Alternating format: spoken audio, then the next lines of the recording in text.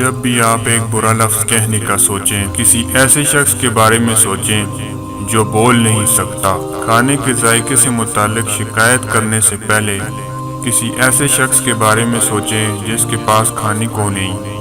اپنی شریک حیات کی شکایت کرنے سے پہلے کسی ایسے شخص کے بارے میں سوچیں جو تنہا ہے۔ آج کی زندگی کی شکایت کرنے سے پہلے کسی ایسے شخص کے بارے میں سوچیں جو وقت سے پہلے دنیا چھوڑ گیا۔ اپنے بچوں کی شکایت کرنے سے پہلے کسی ایسے شخص کا سوچیں جو اولاد کی خواہش رکھتا ہے لیکن بے اولاد ہے۔ اپنے گندے گھر پر بحث کرنے سے پہلے کسی ایسے شخص کا سوچیں جو سڑک پر زندگی گزار رہا ہے۔